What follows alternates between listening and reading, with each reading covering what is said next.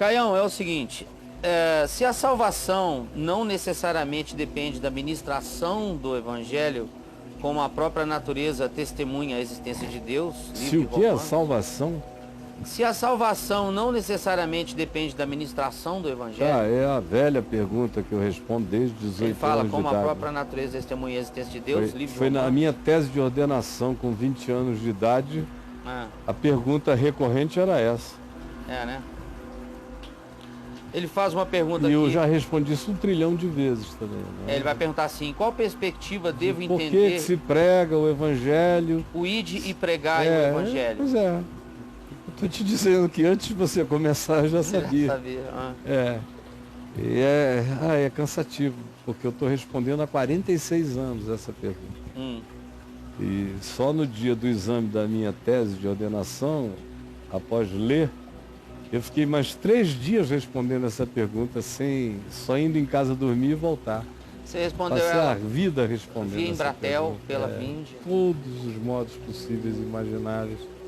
Na realidade, a resposta está em João 21. Tu me amas, eu te amo, então cuida das minhas ovelhas. Cuida das minhas ovelhas. É a resposta mais madura do Evangelho, porque foi a última nos Evangelhos. A primeira está em Marcos. Quem crer e for batizado será salvo, quem não crer será condenado. Ide, pregai. Quem crer, for batizado, será salvo. Aí vem Paulo e diz assim, porque Jesus não me enviou a batizar. E relativiza o significado de batismo para a salvação. Totalmente. E desconstrói isso. Quem crê tem a vida eterna. Quem não crê, batizado ou não, porque o ladrão na cruz também não foi batizado e foi para a eternidade qualificada como o paraíso, ou não. Quem não crê, morre, perecerá. O que te catapulta para a eternidade é a fé. Porque a fé crê no absurdo, a fé crê no invisível, a fé crê num mundo que não aparece aqui. E é a fé que te projeta para além. Essa fé em Cristo, essa fé na vida eterna. É que Jesus encarnou e mostrou. Ele falava de lá para cá e daqui para lá. Ele estava entre mundos o tempo todo. Vivendo entre mundos. Entre mundos. Está na loja. Né? Está na loja do site. Então, aí você tem Mateus. Mateus se ampara em Marcos, mas expande Marcos. Tá, vai. Aí diz, indo por todo mundo, pregai o Evangelho a toda criatura, ensinando-os a guardar todas as coisas que eu vos tenho ordenado, e batizando-os em nome do Pai, do Filho e do Espírito Santo. E eis que eu estou convosco todos os dias até a consumação dos séculos. Então, Mateus, que se estriba em Marcos, faz esse acréscimo que dá uma leveza extraordinária à continuidade do texto. Aí você tem Lucas, que chega e torna tudo muito mais universal.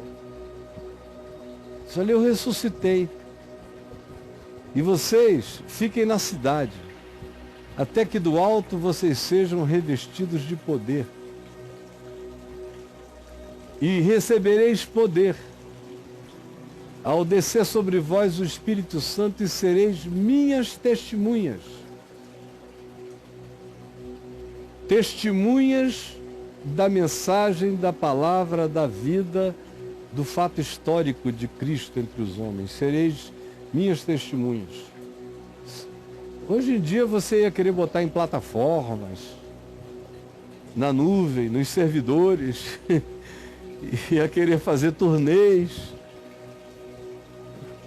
Não, naquele tempo a única mídia era a gente. Era memória. Era memória, era coração, era suor, era sangue, essa era a mídia.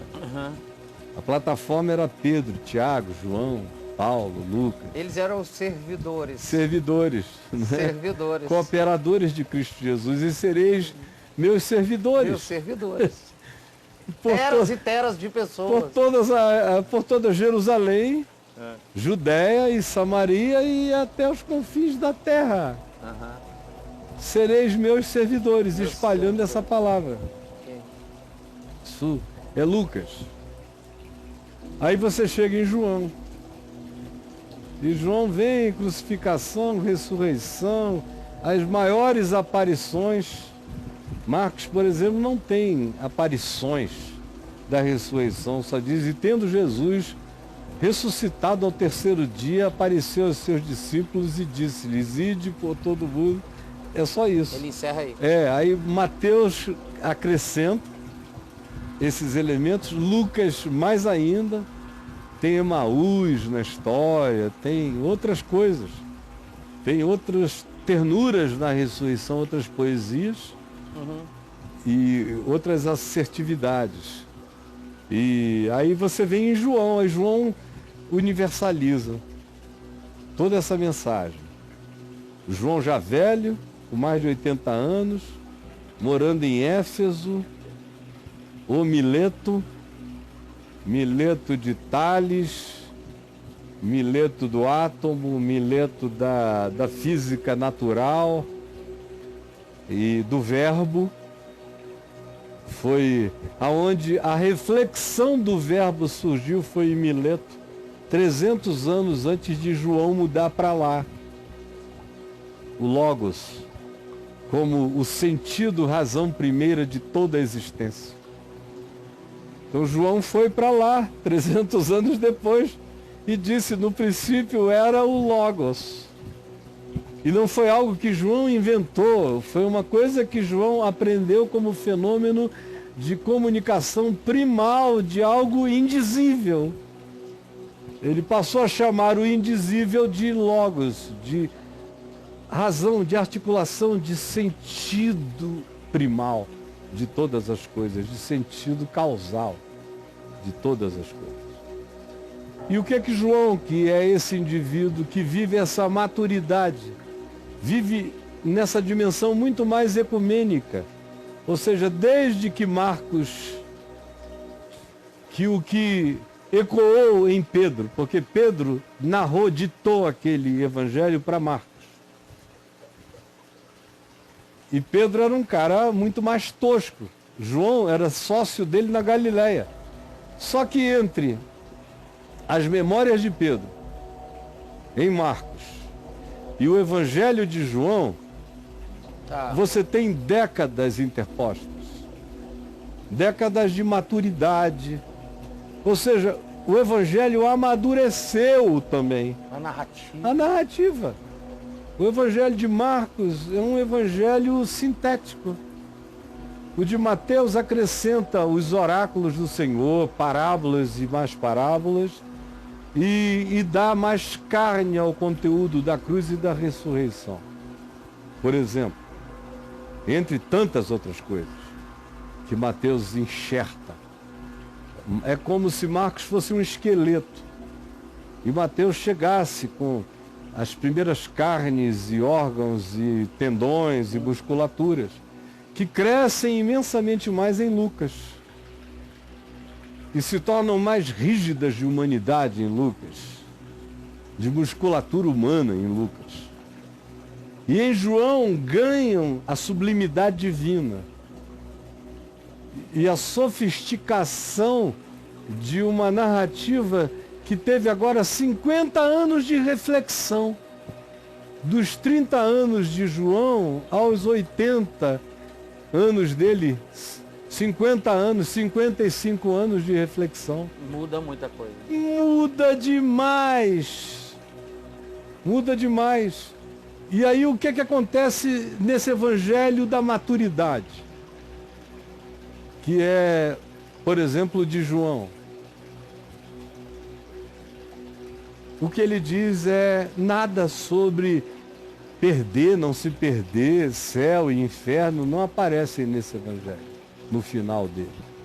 Aparece nos diálogos de Jesus com religiosos judeus, que só falam em morte, em matar, em apedrejar, em inferno. Então Jesus, naquele ambiente, João 5, João 6, João 7, João 8, João 9, João 10, João 11, 12, o papo é esse, é matar. E Jesus disse, olha, quem só fala nisso é filho do inferno, cara. Mas lá, quando ele dá tarefa aos discípulos irem pelo mundo, ele não diz nada, ele só diz, escuta, você me ama? E Pedro diz, tu sabes todas as coisas. Depois de repetir 2 vezes, ele diz isso pela terceira. Tu sabes todas as coisas, tu sabes que eu te amo. E Jesus então lhe diz, cuida das minhas ovelhinhas, cuida do povo, cuida desses por quem eu me dei, eu me entreguei, cuida por esses que são reativos ao amor, cuida desses todos cansados, oprimidos, sobrecarregados, cuida desses doentes que precisam de médicos e pedem ajuda, cuida das minhas ovelhas. É o que Jesus manda. Agora, eu não estou nem aí para o que Deus sozinho faz no mundo. Eu acho isso uma pretensão, já que Deus pode salvar quem Ele queira, sem que a minha voz informativa acerca do Evangelho tenha que chegar. Por que eu prego? Bom, essa pergunta em si já diz que o Evangelho não apaixonou a pessoa. Porque, cara, eu digo que amo a minha mulher não é para ganhar nada. 99% dos grandes elogios que eu faço a ela, ela não ouve nem fica sabendo. Não é para ela me dar à noite. Não tem barganhas a fazer. Sem barganhas com a Adriana. Não, é impossível não falar. Eu a amo, eu acho ela tão maravilhosa, tão amiga, tão leal. Nunca me fez mal, só me fez bem. Tá. Então falar dela é algo natural. Não falar dela é impossível. É como um avô que não fala dos netos com amigo. É como um pai que não fala dos filhos. É como um jardineiro que não tem assunto sobre flores. É como um pescador que detesta falar de peixes. É como um surfista que odeia ondas.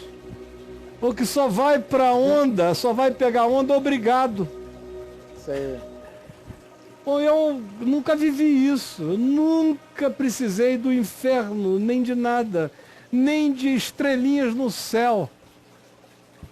Porque quando eu me converti, comecei a pregar, tinha essa história das estrelinhas no céu. Como é que é essa história, cara? Eu comecei a pregar e as pessoas vinham à frente aos milhares nos apelos que eu fazia para todo lado.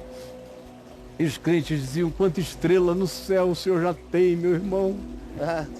Porque cada alma é uma estrela, o seu céu está estrelado. Eu olhava aquilo e digo, Jesus, que coisa mais brega esse negócio. E eu estou aqui tendo só o privilégio. Eu não preciso de nada, de nenhuma motivação, é o privilégio de anunciar o amor de Deus e ver o que as pessoas, tomando consciência desse amor, experimentam. Experimentam. Ó, você aqui na minha frente. Eu me lembro de você há 9 anos atrás, chegando aqui agitado, nervoso pra caramba, inquieto, vazando ansiedade, infeliz, tentando agarrar alguma coisa que você não sabia o que era. E olha só, que privilégio ver você pacificado, sentado, feliz, pai de filhos, casado, a tua vida alegre. Não ganhou nenhuma fortuna, nenhum tesouro, não ganhou nada, mas o coração se pacificou. Esse é meu privilégio. Com milhares, com milhões, eu me remunero com isso. A estrelinha. Com a alegria de anunciar o amor por aquele que me ama e que me amou primeiro. E o Evangelho só causa impacto no mundo quando ele é anunciado pela motivação do amor que amou primeiro. e daquele que disse, cuidem das minhas ovelhinhas. Qualquer outra motivação corrompe o Evangelho no seu anúncio. Já o faz chegar corrompido, deturpado, infernizado, infernizante, horroroso e desnecessário. Já não é uma boa nova, é uma ameaça para se fazer barganha com o temor e o medo dos corações incrédulos que são oprimidos por uma mensagem de uma salvação perversa.